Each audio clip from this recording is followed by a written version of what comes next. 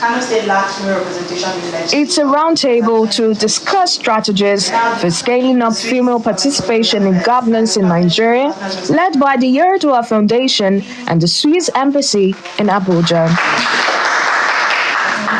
The objective is to amplify the voices of women and mobilize support for efforts towards increasing women representation in governance. Women remain significantly underrepresented in decision-making spaces, yet they comprise half of Nigeria's population.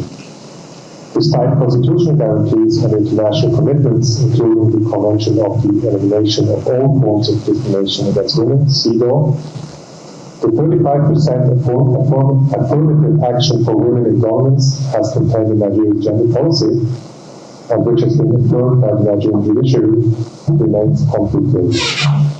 It is our hope that advocacy efforts focused on the reserved seat for women bill, which the Swiss Embassy is also supported through a civil society partner, will ultimately result in the passage of this most important bill. Nigeria ranks low on the global gender gap ranking, with very few women occupying elective positions.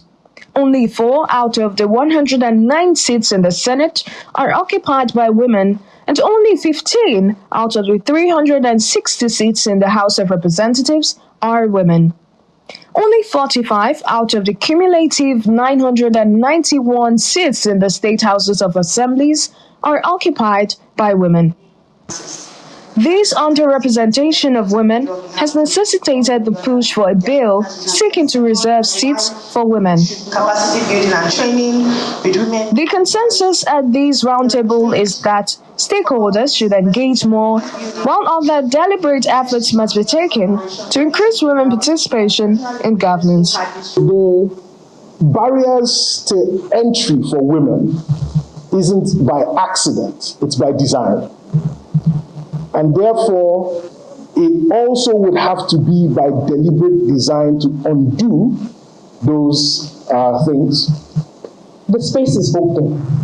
So this is not really the time to step back. This is a time for further intense engagement. The campaign to scale up women participation in governance continues to gain traction in Nigeria, and some believe strongly that the bill seeking to reserve seats for women will be a game changer if it's passed into law. We wanted more women participation.